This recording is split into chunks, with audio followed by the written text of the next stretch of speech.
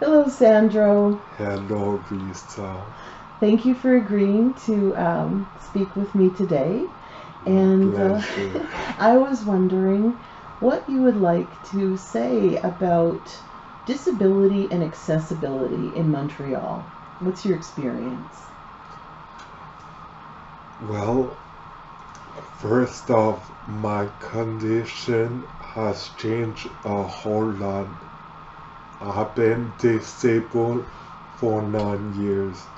So before all that, I was an able body, and my disability has been there my whole adult life, even before I became disabled officially, meaning taller than average. And that's important when you see average, because if you're above or below those norms, then life is very difficult for you. So before I became disabled officially, life has always been more about fitting in, and whether I tried or I didn't. Actually, I didn't try, but if I had, I couldn't fit in even if I wanted to. Okay. So now, how does your height affect accessibility now that you do have a disability? Well, like, you have to think about stuff being too low, or but there's never too high for me, but too low, yes. For example, if you go to a bathroom that's accessible, normally you think of someone in a wheelchair, so Right. the mirror might be facing downwards so they can see themselves. But me, I also have a disability, and being that I'm tall, if I look in the same mirror, I get to see this, Right. nothing above that. And that would apply to most accessible features, wouldn't it? Grab bars, ramp railings, because you need to use a ramp, right? Grab Grab bars for bars, sure. counters, you'd have to lean over counters. Counters, yes.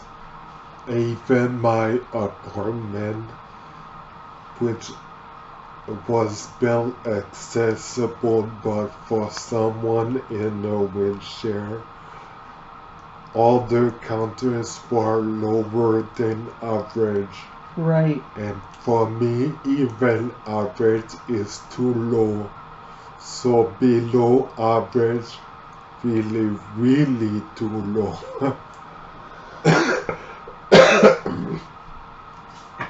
But in my apartment, they had a platform to make the counter seem lower. They just removed that platform to give me the extra 2 inch, 3 inch, so that the counter looked taller. I'm not sure that made sense.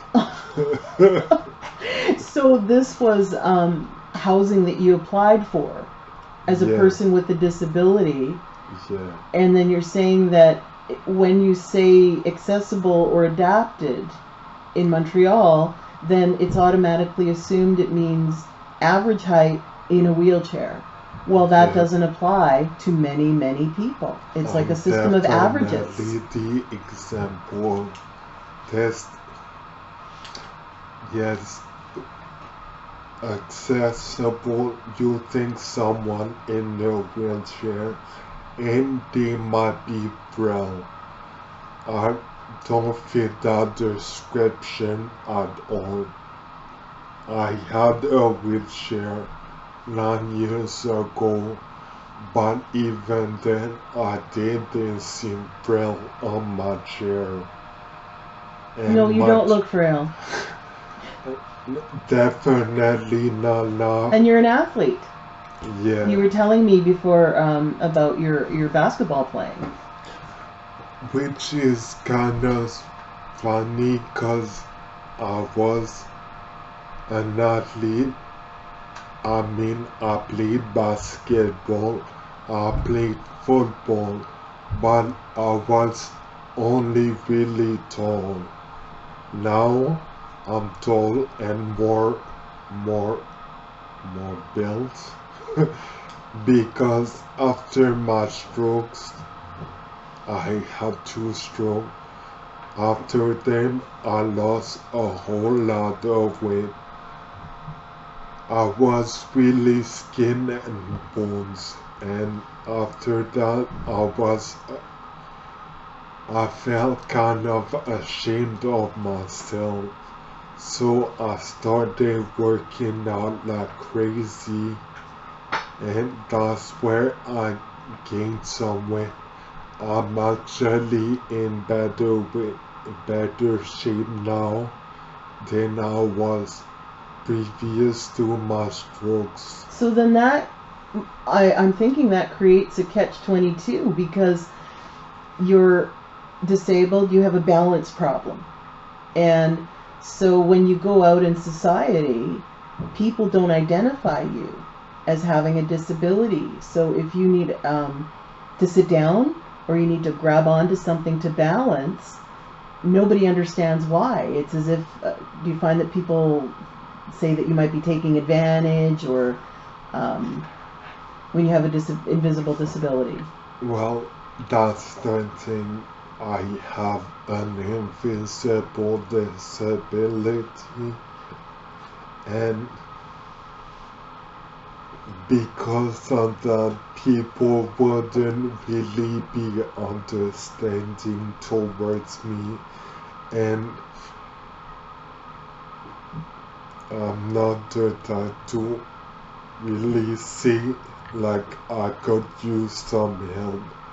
I'm a bit too prideful there, but that's a whole other can of worms.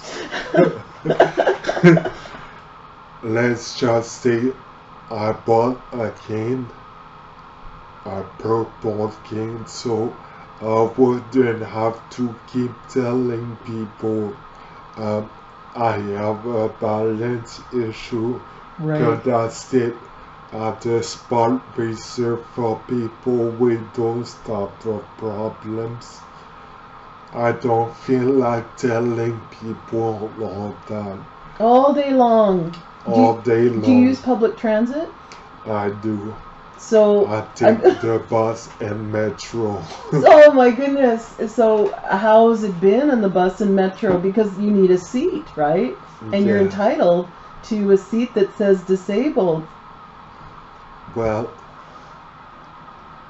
with that, it's a double-edged sword because since I'm also way above average in height, people want to offer me their seat anywhere. Like, the first person that would notice is the person in the corner. But then me, I can't fit in the corner. It's not that I don't want to, it's that I'm too big. I just can't sit in the corner. So they're being nice, but you're being offered an average size seat. So again, we come to the concept of we were talking previously too about what is universal accessibility. And that means that anyone of any size and with any disability can access resources and amenities, transit, school, work, socialization, social activities, recreation, whether we're large or medium or small. That is my dream, to be honest. Like, I love bringing more attention to accessibility. That is a goal of mine, but I don't want just accessibility. I want universal accessibility. Everyone, for everyone. Because with accessibility, I wouldn't be able to take advantage of that. And when I say advantage, it's not a real advantage. It's just so I get to use it the same way anyone else can. Yes. It's just to make it usable. I'm not being special or bougie. I think You're not asking for special needs. Exactly. You want everyone to be able to use the same resources. Exactly. So, Sandro, thank you very much. And just to quickly wrap things up, I was wondering if you could tell me about one Montreal amenity or place that you would like to see made more accessible. If you can pinpoint a location or a service. I mean, for sure the metros. The metros, like, okay, you have the escalators, but when one breaks down, they always favor the one going up. But to someone that has issues with their balance, I'm pretty sure the one going down is the one we would want more. They do break down often, and I personally have also been stuck when I used to try to use the metro. I don't anymore. I'm too scared. So, yeah. Thank you very much. It's true because people think that going downstairs is easier, right? But you're saying that for a person with a disability, each one of us is different. Yeah, like for example, me, one of my biggest issues is control. So going down, I need to be in control of my movement. Yes. To focus way more on not putting too much weight or going forward on the step too much and falling. I have to put all my strength count on my left hand to keep me up so I don't fall all the way down. Scary and dangerous. Very scary indeed. You hit your head and that's it, eh? There's actually one station on the Green Line I really despise because the rail is not very accessible and it's low, so I have to go down super low to grab it. Radisson. I always fear that I'm gonna fall down the stairs all the way to the floor downstairs. Yeah. And double railings, triple railings at different heights are certainly possible. They can be installed. Sandro, thank you so much for your time. My pleasure, Visa.